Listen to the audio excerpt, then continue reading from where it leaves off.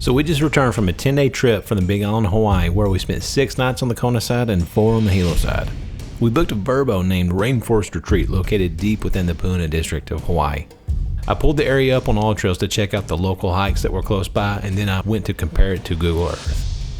That's when I found the problem. Half of the neighborhood was gone.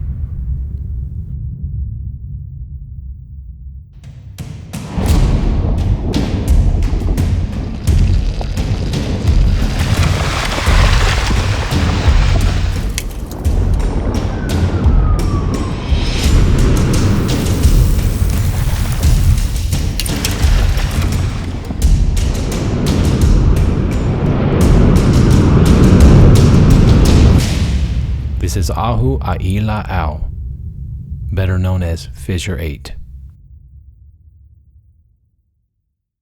So what happened in 2018 and why was this so different? Here's a quick rundown. Kilauea and Pu'u'o'o are located an hour away uphill from Puna. Both of these volcanoes have been slowly building up lava and pressure for the past 50 years despite normal volcanic activity. All this pressure builds up to a massive earthquake and opens up a weak spot right in the middle of Leilani Estates, right where everyone lives. Over 20 fissures began to release lava out of the ground, and they all concentrated all on Fissure 8. Fissure 8 will spew 50 years of lava for over 100 days straight, shooting lava between 200 and 300 feet up in the air, taking out close to 800 homes and destroying 14 square miles of land. This also created 875 new acres of land. This will be the most destructive volcanic activity in the US since Mount St. Helens. I could not believe that we were going to be sleeping only 4 blocks away from this giant. I had to see this in person. After a quick research, I learned that Fissure 8 is not something that you can see on your own. It is an extremely dangerous and fragile environment. It's closed off and closely monitored by security cameras, but it's not part of the National Park Service like you would expect. No, this is all privately owned land. You don't lose your land, you gain elevation. If you want to experience Fissure 8, you'll need to contact this guy. This is Chris Burmeister. Chris and his family lost their home back in 2018 from the eruptions from Fissure 8. He literally watched a volcano come up in his front yard, and he owns a large portion of Fissure 8. If we don't hurry up and figure this out, it's going to be trashed, and I don't want it to be trashed. Today he runs tours from his home by appointment only, and I can tell you that this is a tour that you do not want to miss. Hey, my name's Chris Burmeister. I give tours of Fissure 8 or Ahu Aila'au, and I'm going to take you on a brief tour. You know, my house used to be right over here in this little patch. There's a green tea leaf that I have right marks the house, and this was the last house that was taken on this street. And there was probably about 700 permitted houses and 900 houses in total that were taken during this eruption. So we're about to go explore Fissure 8. He's going to walk us through exactly what happened whenever all this took place. It's pretty incredible to see in person. And so yeah, let's go check it out. So I try to stick to these little alleys. Yeah. I use those because this place is full of cavities. It's basically like a bubble or a lava tube. You can see it was draining in this direction. Basically, where the front door used to be. Bedroom that way, bedrooms this way, and the kitchen's this way. TV used to be right around in here.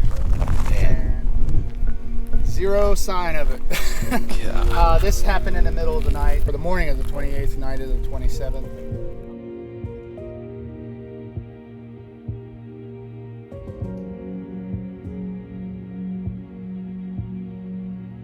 Yeah, this is my kid's old treehouse tree.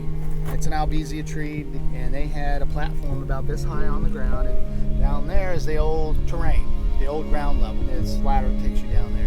Hang on to the sides here. There you go.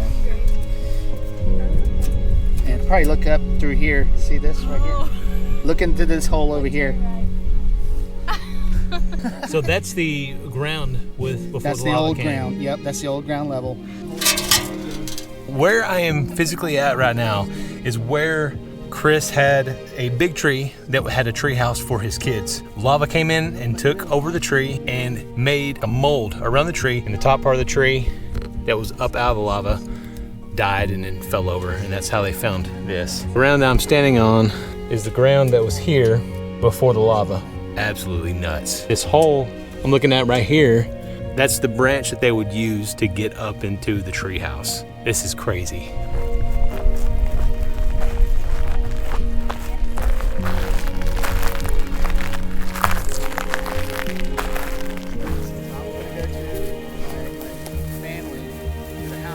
We just left his old homestead. Now we're heading up to the steam vents. I'm following him right now and making our way up to the next stop of this tour. This is like one of those things that you wonder if there's a tour like that. Like, is there something that real and that authentic and that genuine? You're just literally on these people's land. This is where his house was. It's hard to put it into words.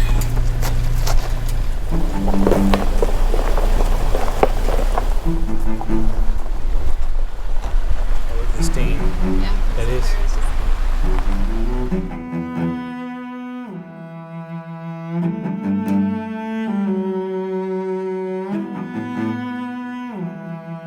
Seeing this thing up close and personal for the first time is pretty shocking. It's wild to think that only 6 years ago this was all residential streets and homes.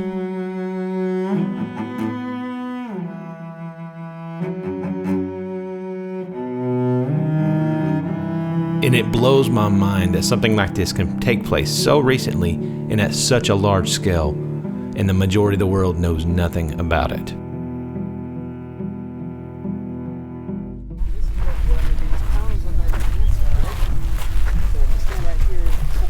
The wind feels like it's coming from this way. Whoa.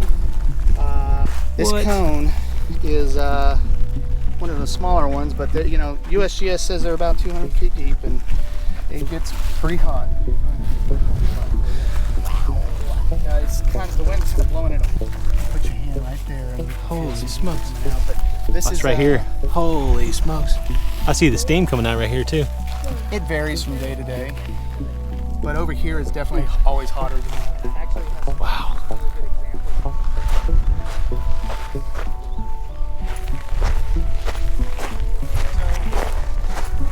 Okay, see the exposed? Yes. Okay, Yes. see where it drops off down there? See which one's back there? Go with it. Hey guys, I hope you're enjoying this. If you are, please do all those things. Like, subscribe, and leave me a comment down below if you've been here before. Thanks again. This is absolutely But yeah, this is basically nuts. the belly of the beast. Wow.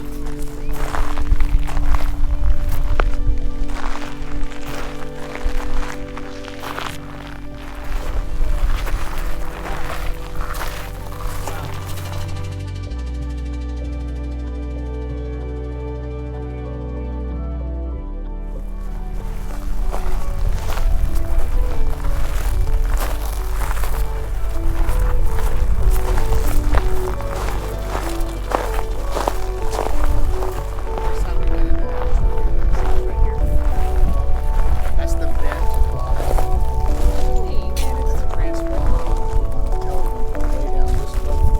Just above the lava, there's a little white dot. It's kind of hard to see. There's Aha, and there's Puna. This particular type is called shell. This is very hot.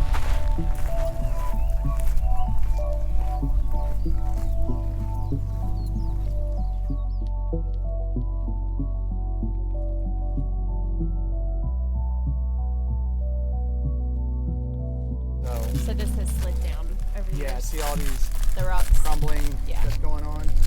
That's because it was kind of shaped like a beak out, because there's so much sloshing, it was sticking.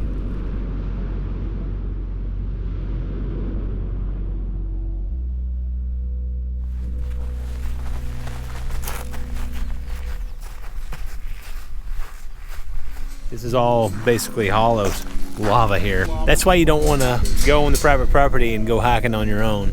There are people who have come in here and busted through that and have injured themselves. This tour is so much more impactful knowing that it's coming from someone who was here, who lost property and memories when all this happened. He can tell the entire story of the whole time frame. I mean, this thing was going off for close to 100 days. It's really amazing to hear it directly from someone who lived it. This is why you want to book this tour. He's got a really good story and he'll show you everything. Okay, so if you'd like to experience Fissure 8 for yourself, this tour with Chris is your best choice. Book your tour today at www.f8va.com. You can also find him on Google Maps at Fissure 8 Viewing Area. If you enjoyed this video, please do all those things, like, subscribe, and please leave a comment below. Thanks for watching.